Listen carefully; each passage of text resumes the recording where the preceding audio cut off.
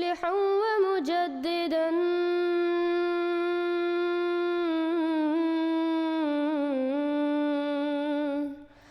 فارنوا بنظر طاهر وجناني. Assalamu Alaikum wa rahmatullahi wa barakatuhu, dear viewers. With us today we have our beloved brother Khamisi Issam, and we will hear how he found Islam Ahmadiyya. So, dear brother, what is your name and background? Yes, Assalamu Alaikum wa rahmatullah. Thank you for having me. My name is Khamisi Issam. I am from Morocco. I born and grown as a Muslim. And I found Ahmadiyya through my wife I think in 1995, 1996. Then after 3 years searching, I accepted Ahmadiyya in 1998. This is how it happened with me. But when I grew up as a Muslim, I was not really practicing like all the young people in the Islamic country. We are just Muslim by name. And I remember that in the 90s, the early 90s, I saw a program on TV. It's a series, Egyptian series, names Muhammadun Rasulullah, Muhammad Sallallahu Alaihi Wasallam, Messenger of Allah. And in this series, they show or they presented the life of not all the prophets, but some very important prophets, from Abraham to Muhammad sallallahu alaihi wasallam.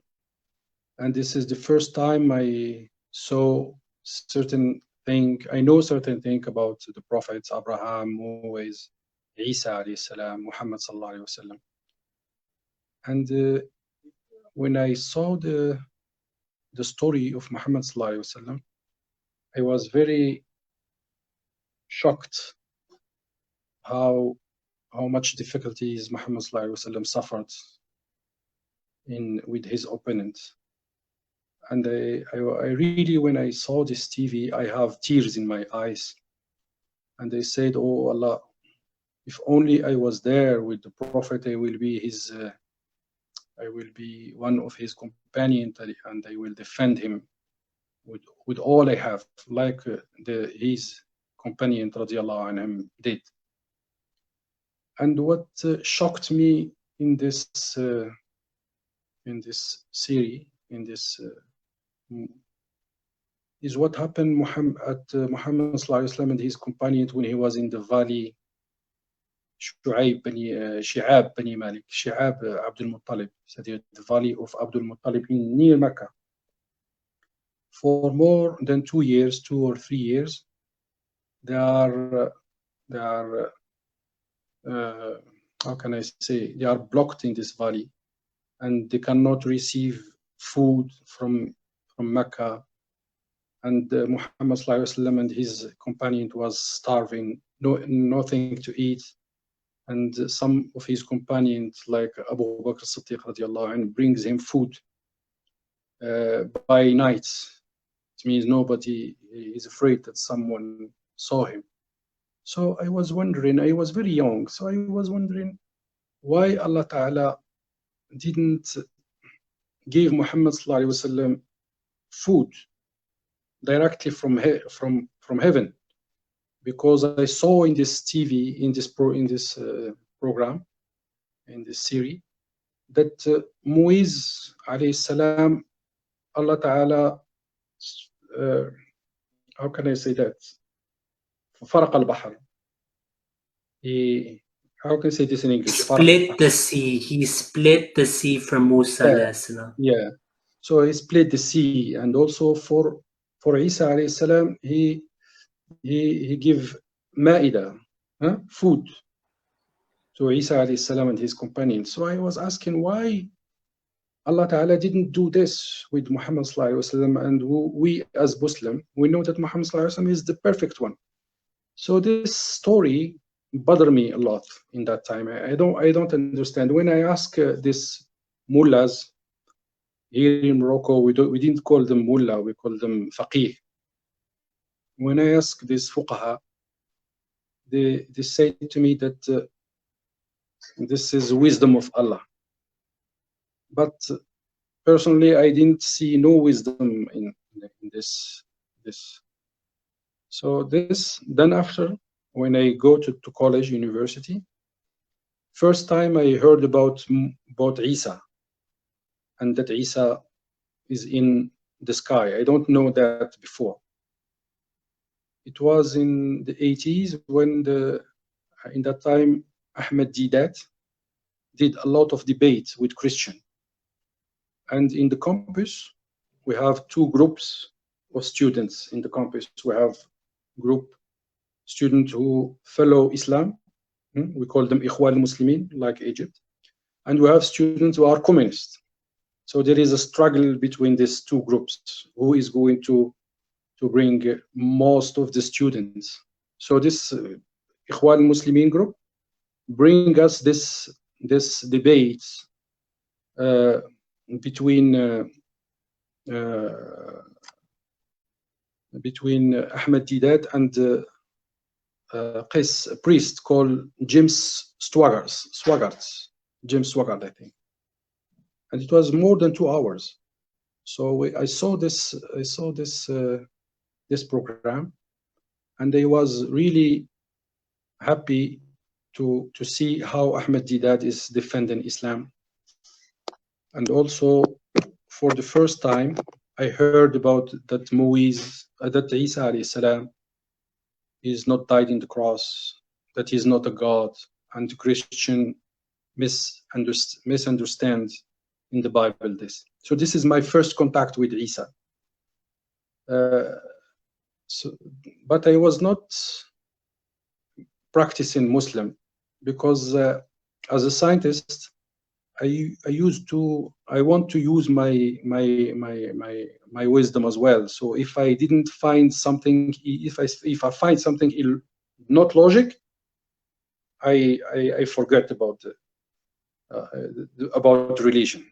And the first thing that I was in contact with is Adam, first person in earth.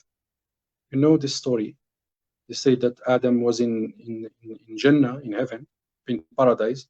That there was a story of this fruit, apple or not apple or something else. He eat from this, then he went down to earth. So as a scientist, I don't believe in this because I know that I saw and they know because I saw this on the street in the earth, that people exist in the earth for more than millions of years, not only 6,000 or 7,000 years. So I didn't find nothing logic in this story of Adam. So I forgot about religion. I was not interested in religion at all. When I finish and I graduate, I got married.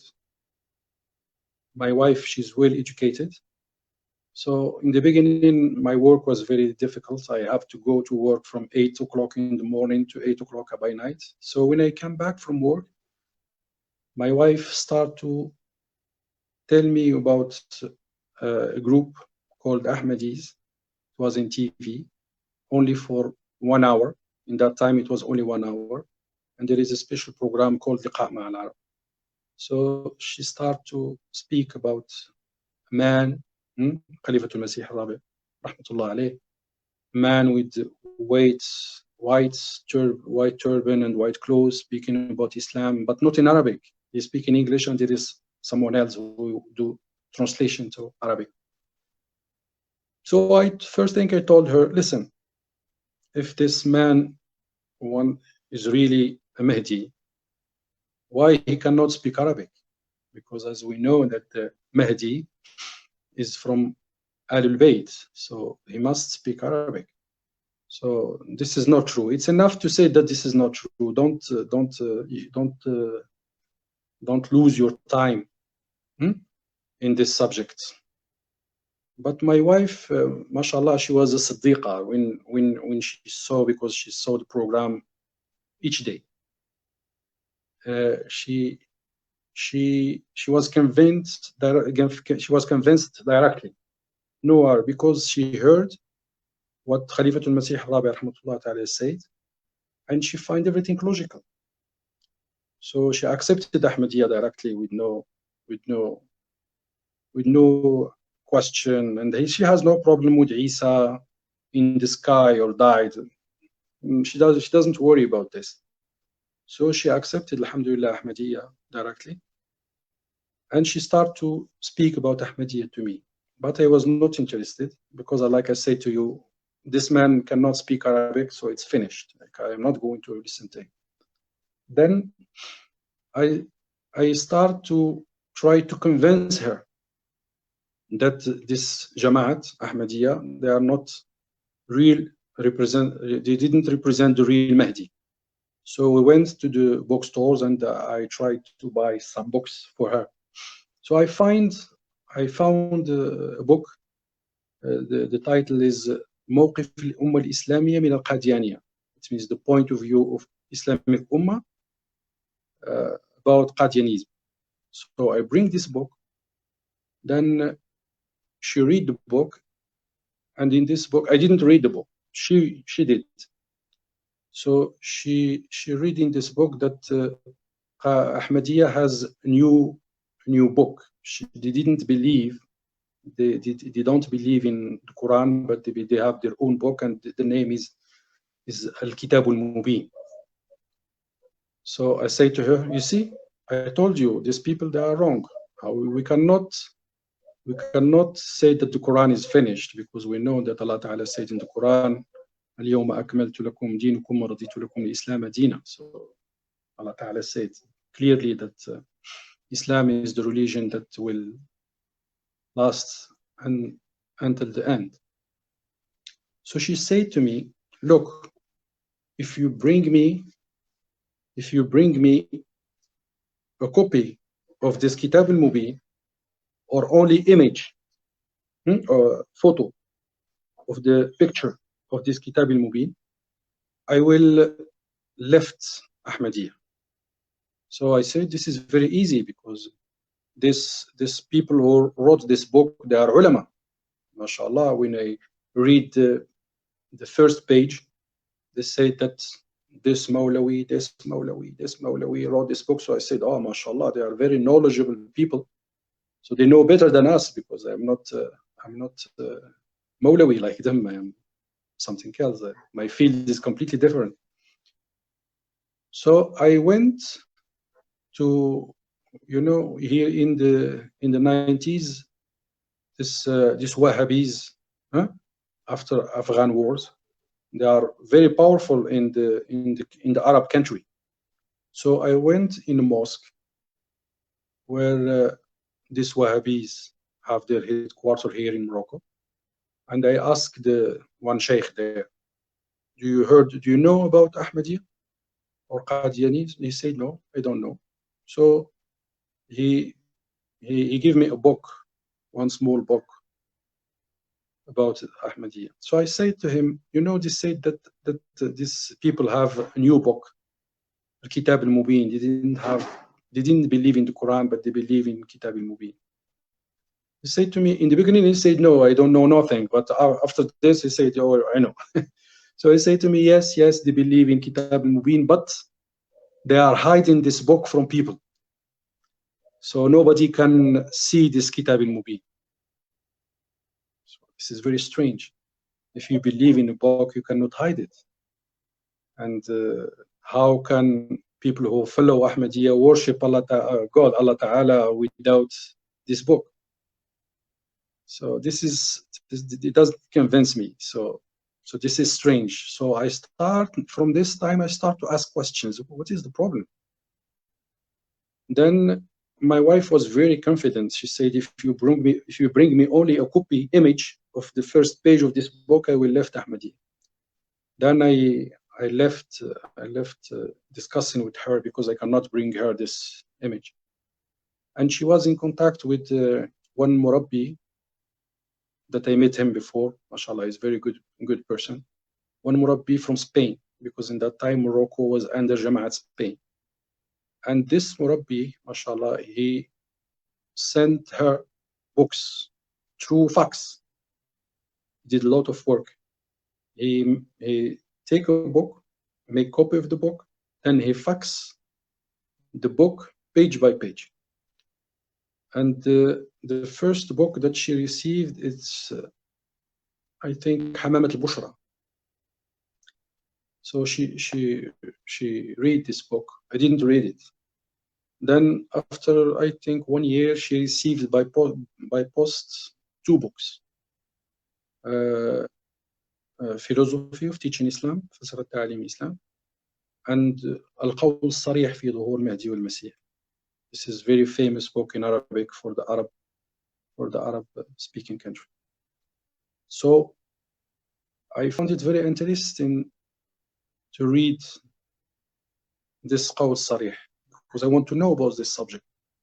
So I read this book hidely. I didn't show my wife that I'm reading this book. So I read this book.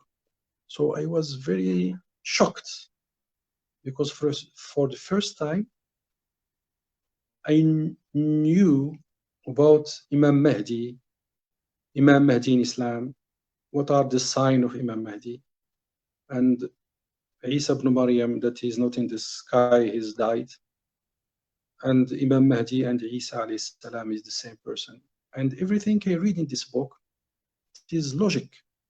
Nothing is not logic in this book. So I was forced to accept what it is written in this book.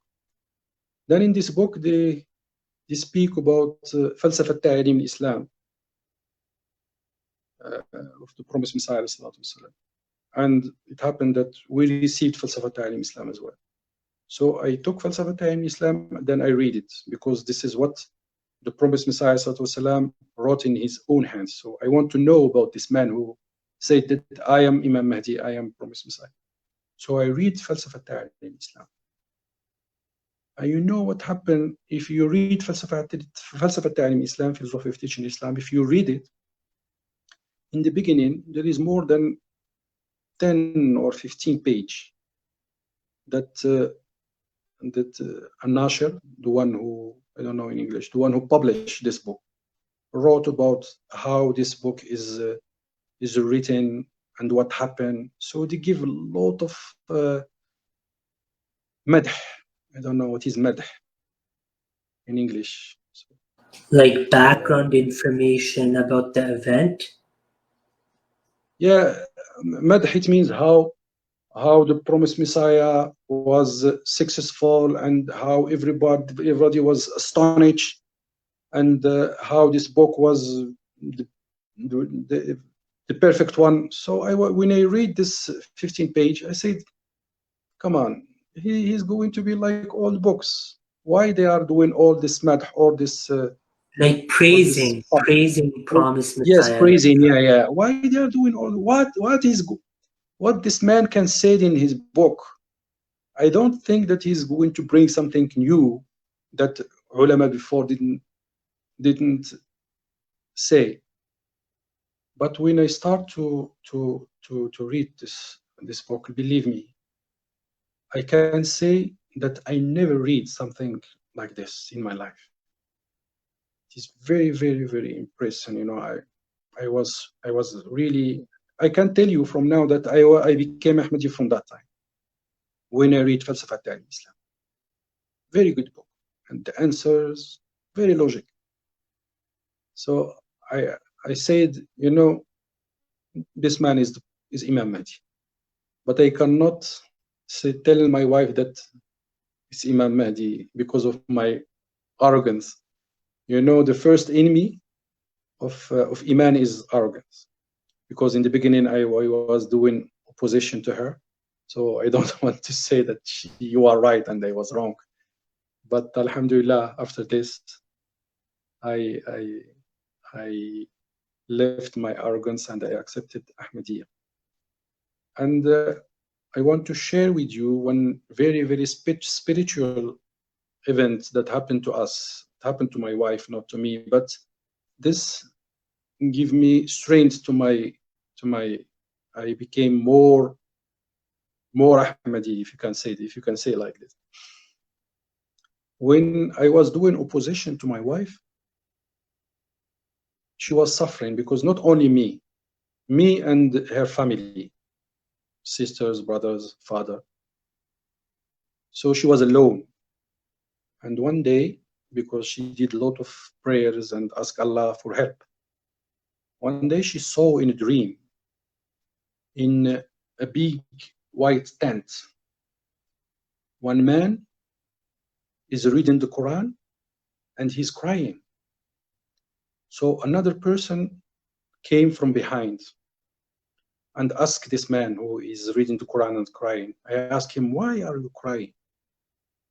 He said to him, I am crying because I am Imam Mahdi, but my people doesn't want to accept me. So the man from behind said to him, I am Prophet Muhammad sallallahu alaihi wasallam. I accept you and I believe on you. So when my wife saw this dream, she was very strong in her belief, 100%. So she told me this dream. In the beginning, I was laughing to her. This is only adghatu shaitan, like we say. This came from Satan, not from Allah Ta'ala. Anyway, this dream was fulfilled after 4 years in reality, because in 2000 we went for the first time to Jalsa Salana in UK. In that time, in the epoch of Khalifatul Masih al-Rabi', and we went to Islamabad in Tilford, now where we have our headquarters in UK, Islamabad.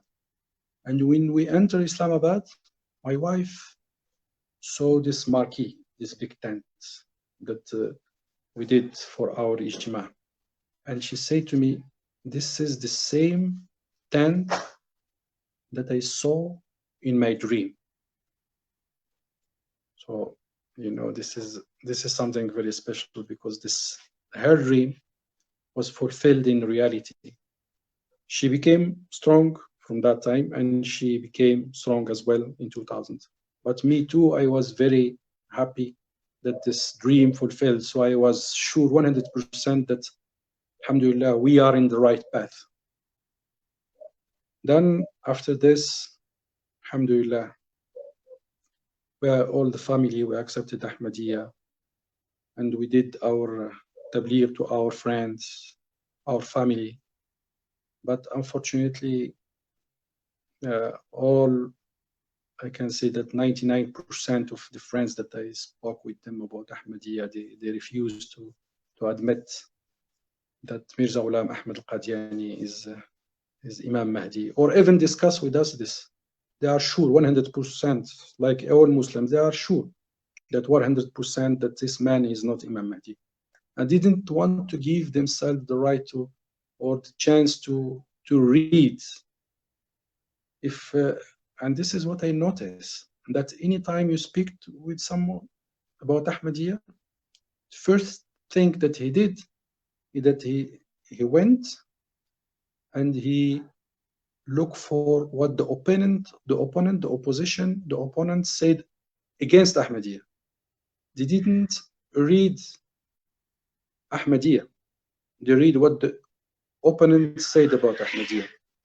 And this is completely against Ta'alim al-Quran, the teaching of the Quran, because Allah Ta'ala said in the Quran, وَآتُوا الْبُيُوتَ مِنْ أَبْوَابِهَا, that we have to go to enter the houses from the door, not from behind. So nobody wants to go to or to search about Ahmadiyya directly, but they went to see what the opponent said against the promised Messiah. And of course, he's an opponent. He cannot say something good about the promised Messiah, even, or he will accept it. He will accept promised Messiah as Imam Mahdi. But alhamdulillah, from that time, Jama'at expand in Morocco slowly, but you, like, I don't know the word in English, but bitamkin, bitamakkun. And now, alhamdulillah, in all Morocco, we have very big Jama'at. Not very big, but good Jama'at, about like something like 700 Ahmadis in all Morocco. We are proud of that. And the Ahmadiyya is established in Morocco. We are not recognized by the government, you know, like all the Arabic and Muslim country. For security reason, all Jama'at, they are not accepted in here in Morocco, not only Ahmadiyya. The same for Baha'i, the same for the Christian, and for Shia as well, because we are Maliki here in Morocco. So this is my story and how I became. MashaAllah, brother, really, really inspiring story. May Allah bless your wife as well for taking these strong steps and helping you find the truth. The next question for you is if you can tell us how Ahmadiyya changed your life. Yes. Yeah, in everything, Ahmadiyya, you know, Ahmadiyya is the true Islam. And before, when I cannot discuss with, you know, this mulhideen, these people who, how we call atheists. Before, I cannot discuss or argue with atheists about religion, because as a Muslim, I don't have tools to defend Islam, especially when they speak about Adam in paradise, then come to earth, and it's only 7,000 before that this happened. So a human being in earth is only 7,000 old. So, and this is not there is no logic in that. And the scientists give good answers to this problem. But alhamdulillah, with Ahmadiyya, and when I read, and what helped me a lot is the commentary of the Quran with Khalifat al-Masih Thani radiallahu anhu. Very good book. You know, the commentary of the Quran.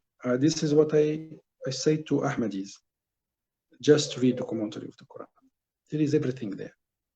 Because Khalifat al-Masih Thani radiallahu anhu, in his book, he's not just doing commentary of the Quran. He explained the verses, he gave examples, he speak about science, stuff, everything from everywhere, and tell stories. So if you read the commentary, your knowledge, you became knowledgeable in the religion. So alhamdulillah, with Ahmadiyya, I can say that I am Muslim, and I am proud to be a Muslim, and nobody can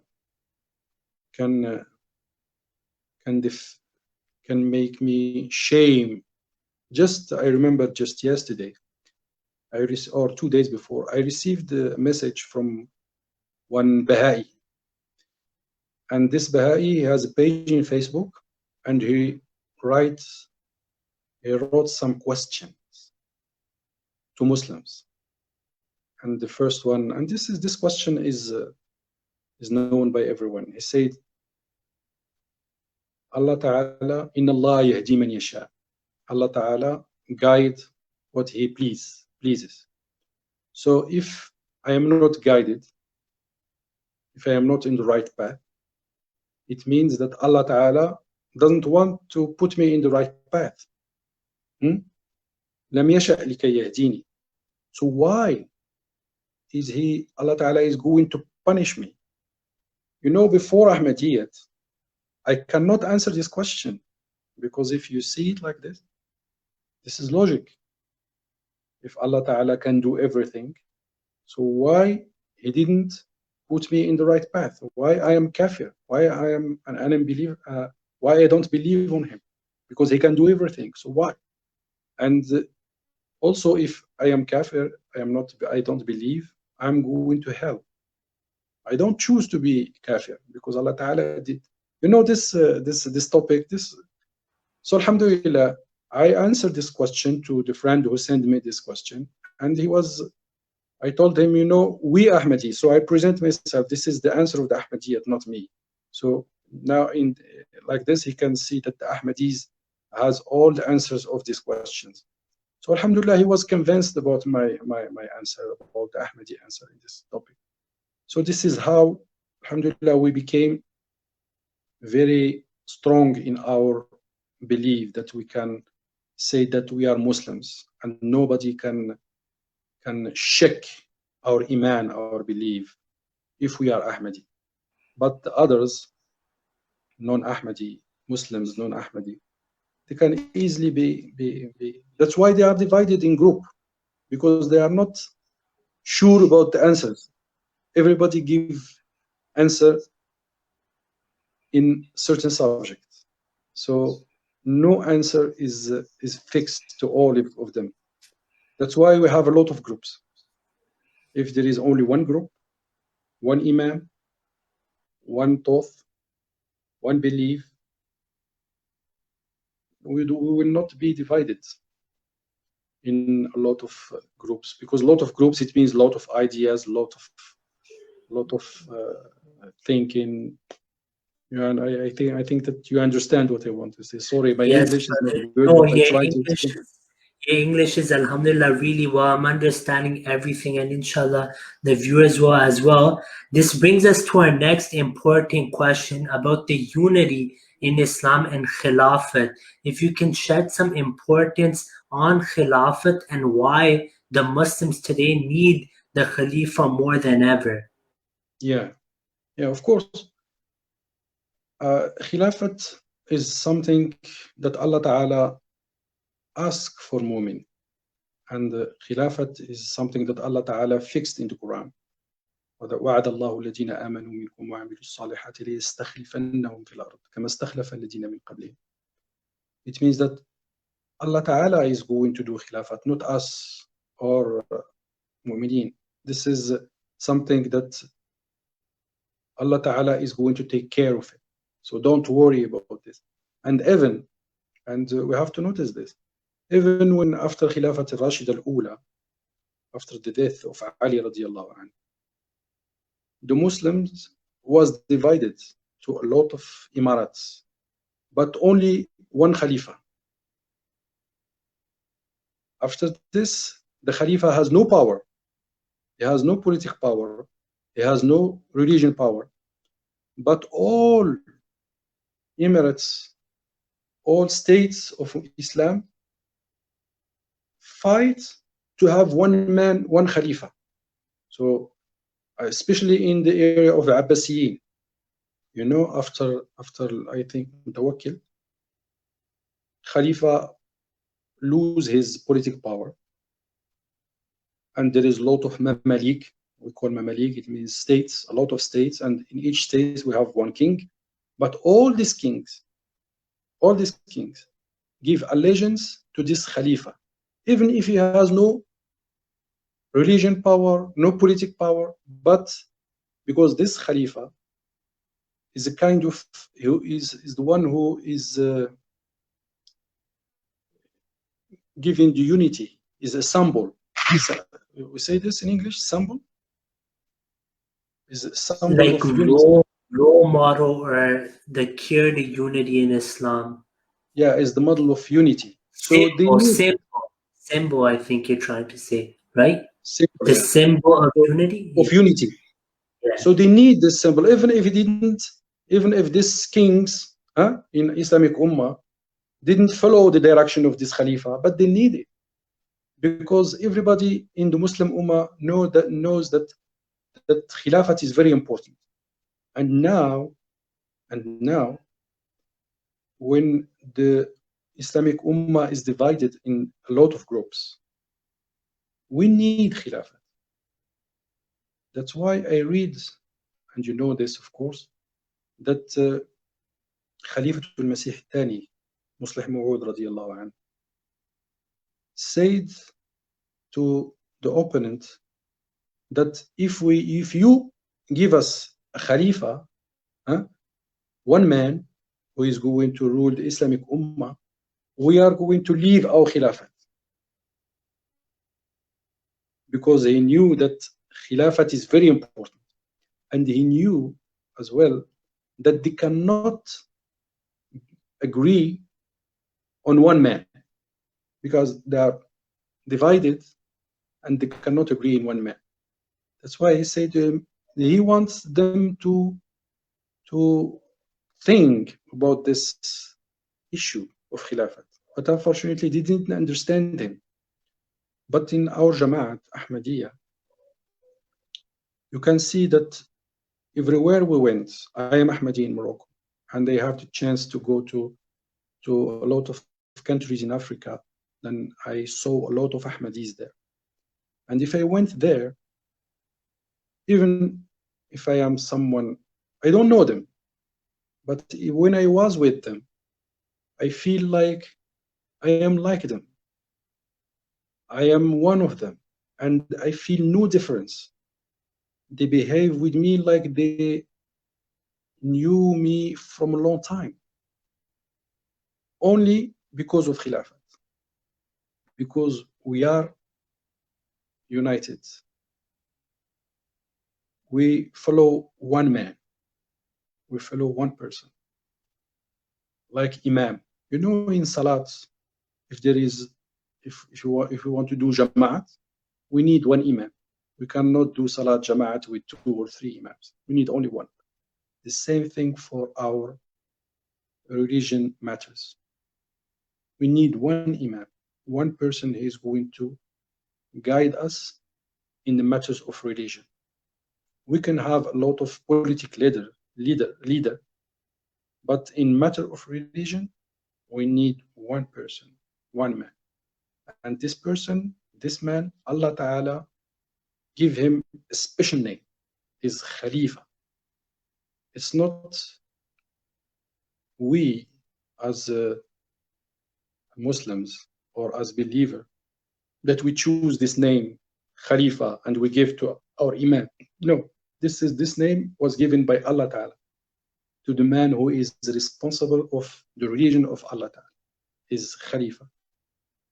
And I read in the commentary of the Quran of Muslih Maw'ud radiyallahu anhu, one good example that I want to share with my brothers, Ahmadi brothers, and also with the Muslims if they are listening to this video.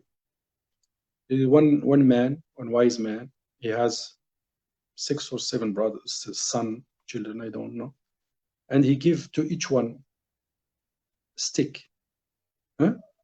and he say to them, broke this stick. So everybody take the stick and they broke it easily. Then he took, because there are 7, for example, let's say that there are 7. So they take these 7 sticks, put together, and he want to break them, and he cannot. So he said to his sons, to his children, look, this is the hikmat, that you have to be united in one stick, not 7 sticks. And this one is Hablullah, is Khilafat. So if we are united, our unity can never be broken. But if you are divided, easily we will disappear, like Allah Ta'ala said, تَذْهَبَ رِيحُكُمْ. It means that, I don't know how to translate this. تَذْهَبَ رِيحُكُمْ, we are going to vanish. That's why we have this Khilafat. And we follow our beloved Imam. Now we are in the era of Khalifa al-Masih al-Khamis radiyallahu anhu. We listen to him every Friday. This is a big chance that we have in Islam. This is the beauty of Islam, that we have this Jumu'ah prayer. 1 week, we have the chance to listen to our Imam. You know, if the Imam, the political leaders, he cannot speak to to people once a week, because he's very busy, he has a lot of things to do in politics. But in matter of religion, we have this blessing day, Jumu'ah, that we gather. You know, Jumu'ah is gather. Jama'a, yajma'u, it means you gather. So this Jumu'ah, all the Ahmadis, they are in front of the TV, listen to one person, listen to the reaction to the guidelines, the headlines of, and the orders of one man, and everybody follow this guidelines, this orders, or what Khalifatul Masih said to us. And if we didn't understand, or if we don't understand these orders, it's very easy. We write to Huzur a letter. I don't understand this, or can you please explain me this more, because I cannot follow. And you have the answer. So let's suppose that we have no Imam. Let's suppose that we have no Khalifa, and we didn't understand this. To whom we are going to ask? We have 73 sects, and in this 73 sects, there is no Imam in this sect. So who is going to guide us? So alhamdulillah, we are blessed at Jama'at that we have Khalifatul Masih. Jazakallah, dear brother. So before we finish, just if you can give the non-Ahmadi viewers who are opponents of Islam Ahmadiyyat some recommendations. What books should they read? Because what they do is they don't ever read the books of Hazrat Masih Maud, they just look up allegations. There are thousands of allegations, millions of allegations even about Hazrat Muhammad sallallahu alaihi wasallam on the internet. So what would you recommend to these anti-Ahmadis? What book should they read, and how should they find which Islam is the true Islam? Yeah, you know, because they are Muslims. To the Muslims, I will say that you are Muslim, so your dustur, the thing that will guide you is the Quran. So follow the Quran. What the Quran said, like I said in the beginning, وَآتُوا الْبُيُوتَ مِنْ أَبْوَابِهَا. If you want to enter to a house, enter the house from the doors, the front doors, not from behind. So if you want to know about all subjects, not only Ahmadiyya, all subjects, if you want to know about this, read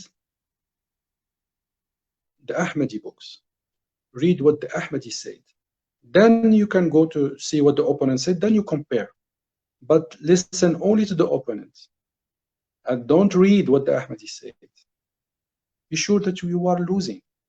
Because if in the day of judgment, because everything is about this day, because we are going to stay in front of Allah Ta'ala. So what are you going to say to Allah Ta'ala in that time? If the promised Messiah, if Mirza Ghulam Ahmad al-Qadian is true Imam Mahdi, what are you going to say? Are you going to say that Sadatana wa Kubara'ana? It means our masters and our mullahs say this. People before you say that to Allah Ta'ala. And what Allah Ta'ala said, it is written in the Quran. Because when these people was in front of Allah, they point to the mullahs and they say that these people, they are sabab, they are basically the reason. Because of these people, we don't believe in the Prophet. So give them double punishment. This is written in the Quran. Atuhum da'fayn min al-'adab. Yeah. Because of these people, of this mullah, they said that this prophet was false, and we believed them. So we didn't believe in prophets.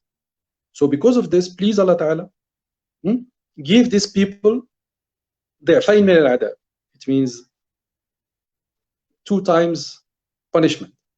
So what Allah Ta'ala say to them, He didn't, Allah Ta'ala didn't say, okay, I will give them double punishment and you only one because you are just the followers. No. It is written in the Quran. He said, لِكُلٍّ ضِعْفٍ. Both of you, we are going to be punished double. So this Sadat and the Kubara, masters and this Sadat, they are not going to help you. When we are going to be in front of Allah Ta'ala. Only you is responsible of yourself. So go and find out about the promised Messiah, about Mirza Ghulam Ahmad al-Qadiani. And it is very easy. In this time, it is not difficult. We have websites, and in this website, we have all the books of the Jamaat, all the books of the promised Messiah. They are translated to a lot of languages, so nobody can say that it is not in Arabic or in English or French or German. All the religion, we have our website in this. We have all the books of the ulama of Ahmadiyya, all the books of Khulafa of Ahmadiyya. And if you have more question, or if you don't understand something, we have mosques and missions everywhere. And in this mosque and missions, we have missionaries. We have imams. You can go there, you ask them, you are going to be well accepted and a guest to them, and they will not refuse to help you. Then go and read the opponent. I'm not going to tell you just listen to us. No, use your logic. Read what the opponent said, and read what the Mirza Ghulam Ahmad al-Qadiani and Khulafa radiallahu anhum ajma'in say, and our ulama, our missionaries say. Then you compare. It's very easy like this. This is only the Quran. This is the Quran what he said, not me. Atul buyuta min abwabiha. And also there is very good verse that a lot of people repeat, but nobody apply to it. Allah Ta'ala said, إِذَا جَاءَكُمْ فَاسِقٌ بِنَبَإٍ فَتَبَيَّنُوا. We have to understand this book. He said, فَاسِقٌ بِنَبَإٍ. It means if someone that you know that he is a bad person brings something to you, you have to search about this news that he brings. Normally, if someone is bad, we don't care about what he said because he's bad. Why I'm going to make research into what he said? Because everybody say, Allah Ta'ala said he's fasiq, he's bad man, he's bad person. And even a bad person, a fasiq, like Allah Ta'ala said, you must search and verify what he said. Maybe there is some truth in what a fasiq person said. This is very good advice that Allah Ta'ala say to us in the Quran. So to the Muslim people, I say to them, just follow the Quran. Follow what the Quran said, and you are going to find the truth. And for the other religion, people in other religion, if they are listening to us, I tell them there is only, religion is based in two things, like the promised Messiah said, is haqqullah and haqqul ibad. It means the right of God and the right of the servants of God.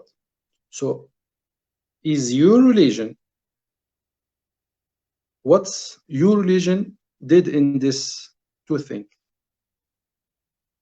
Is your religion give a lot of rights to the Creator and gives you and explain to you your rights to the servant? If you are confident to this, if your religion give you answer to these two topics, it's okay.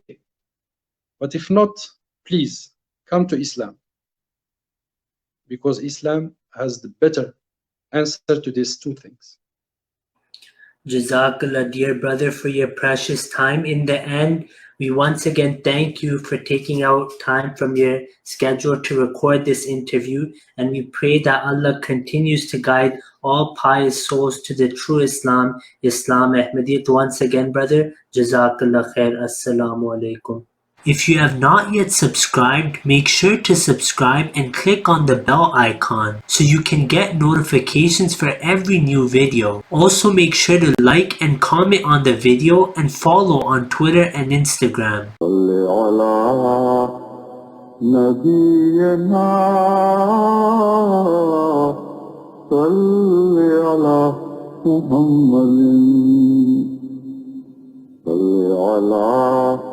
سفينا